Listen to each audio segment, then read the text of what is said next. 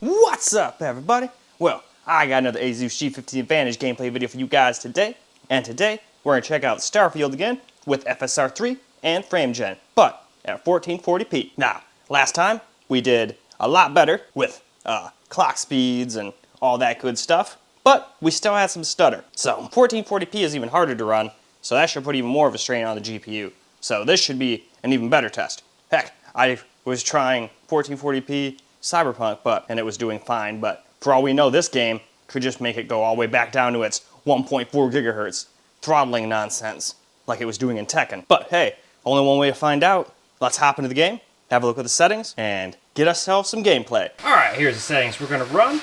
We're at 1440p this time, borderless full screen, dynamic resolution's off. We've got that, well, I had it at 85% before, so I don't know why it went down to 84, but we'll put it back to 85.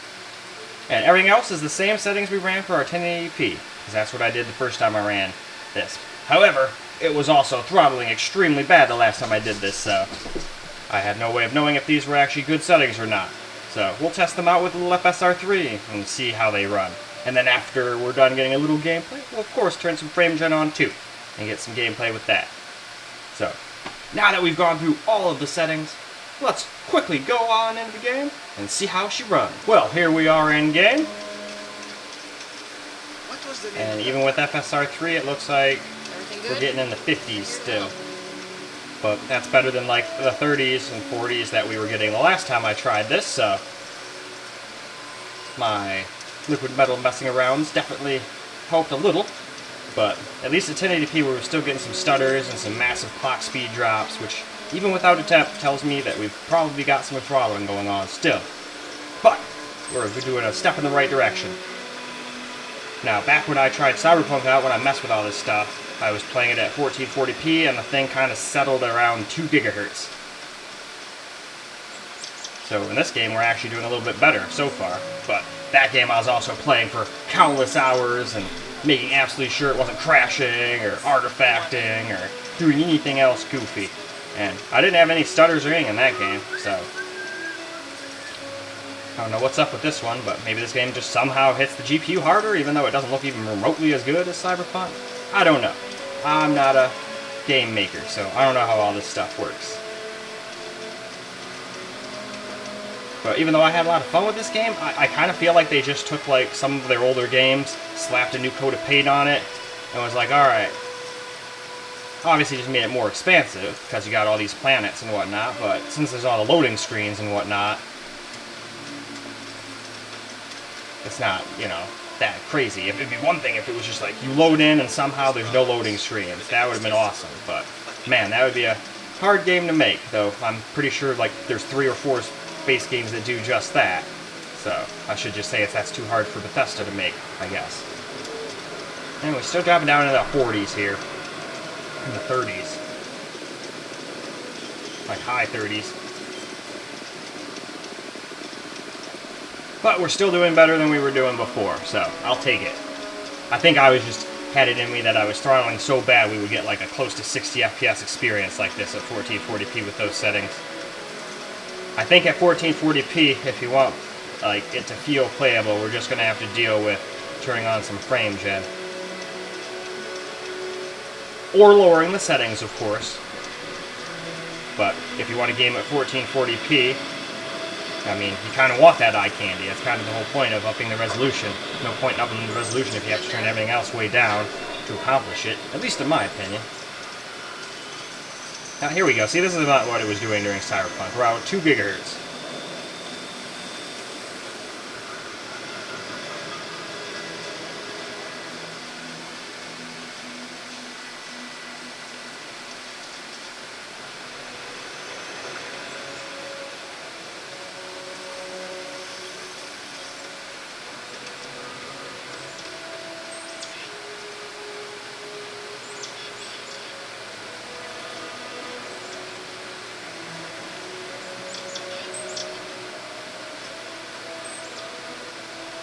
Alright, let's try to find the way out. I mean, I just jump over the damn wall if I knew what button was jetpack on the controller, but I don't. I play this game keyboard and mouse. Hey, there we go, we found the door. It's irrelevant anyway. Let's run around outside a little too here, obviously.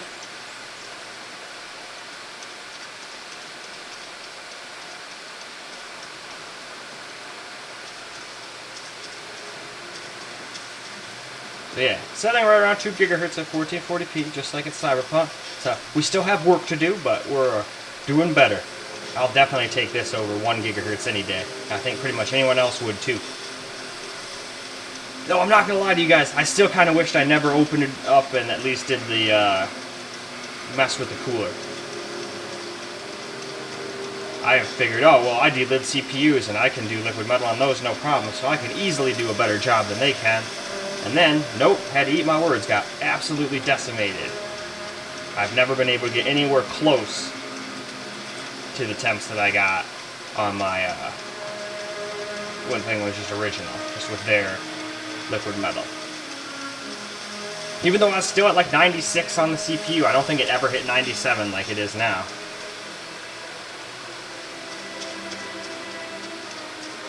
But this is also a very CPU-intensive game, but some people want to play CPU-intensive games, so that's what your CPU is going to be doing if you want the full performance out of it anyway. You could obviously limit it by either temp, or just lower the clock speeds, turn turbo off. There's a bunch of things you can do to lower the temps, but then you also get less FPS. If I can get the dang temps back in order, I'll definitely do another video showing that too. Showing like how much of a difference it makes. And to some, it might not be a big of a difference. They'd rather have the lower temps. But I got this mostly for playing first-person shooters with my friends. And I wanted all the freaking clock speed I could get out of that CPU to get me the most highest, FPSs. Those first-person shooters generally care more about the CPU than the GPU, especially when you turn everything down to low.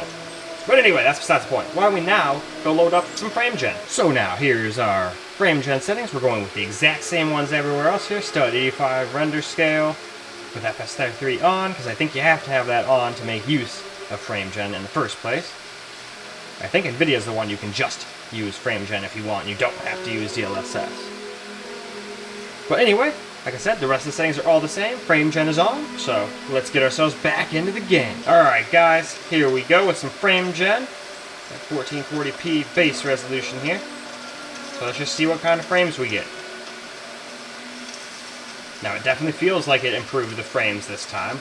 Unlike when I use it on like this Ally and I'm only getting 25 FPS and it's like, no man, you're getting like 40 now, man, go for it. I'm like, no, I don't feel like I can go for it. I feel like I am limited. Alright, let's go up here, run around. Ah, cool, I can see my ship from here.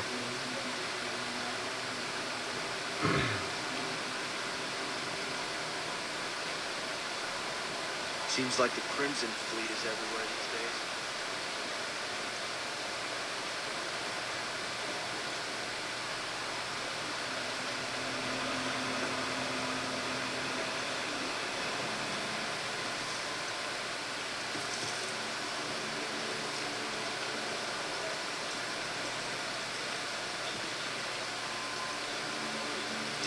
I'm still sitting right around 2 gigahertz. We're messing out on like 300 megahertz, so we'd probably get like an FPS or two more if it was running absolutely tip-top shape.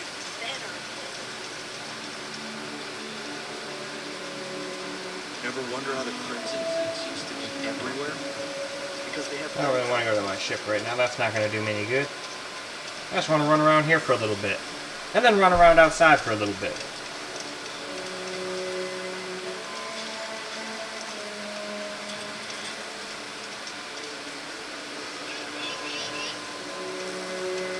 Hey, there's the door out. So now I know where the door is. Let's go around here for a little bit more. We'll go down here and whatnot, and then like turn around and go out or something. That'll probably be good. Oh yeah, that's right. This is where they like play soccer and do all their weightlifting and whatnot. Recreational activities, as it were.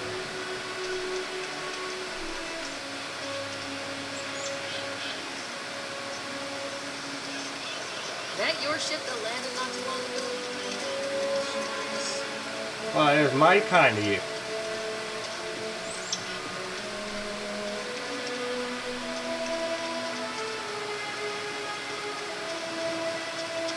Well, so far, it seems like 1440p with FrameGen's a little smoother than 1080p with FrameGen with the same setting. I guarantee it's still going to stutter here and there, but so far it's factually doing better. See, there's a little one right there. I knew it would happen. I noticed it on like a bunch of stuff. When you get out here and you start running, I think it has to like start pre-caching stuff after you get so far. Because when I'm seeing those stutters, I'm not seeing my clock speeds dropping all the way down to like 1 gigahertz or anything like that, like it was at 1080p. And it's like, okay, well that's what's making it drop all the way down to 30 for a second.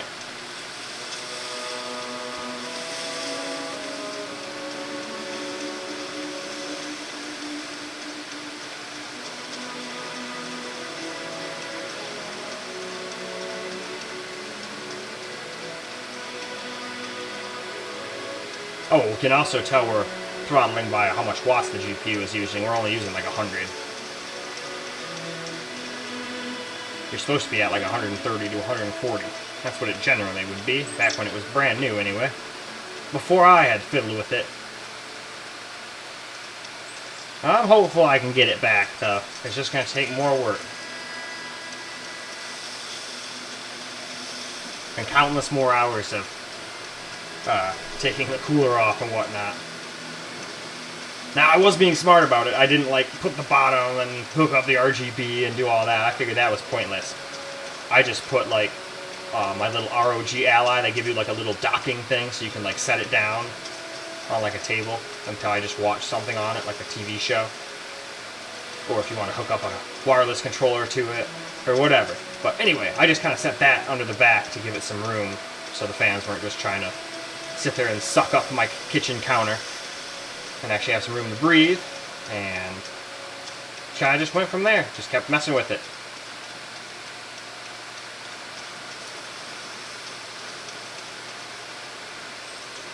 And fun fact, at least for me, since mine's all messed up, it does not actually, having the bottom on or off affects temps absolutely zip zilch nada. It doesn't do anything for me. But on a normal working person's, it probably would. I've definitely heard people like drilling holes in them and getting better temps and whatnot. But after I failed at the one thing, you know, adding a little more pressure to it, I was like, nope, I'm not going to listen to any of these other things. Because they might be bullshit too, or I might just not be capable of doing it right, you know? But in any case, I think that's probably good for the camera. We did all the way in camera recorded. Enough for the gameplay. So, why don't we now go wrap this video on up? Well, alright guys. That's a wrap for Starfield on the Asus G15 Advantage, doing the FSR and FrameGen anyway. And with FrameGen, it actually kind of helps. It feels nice. It for sure doesn't feel like I'm getting the actual FPS it's telling me.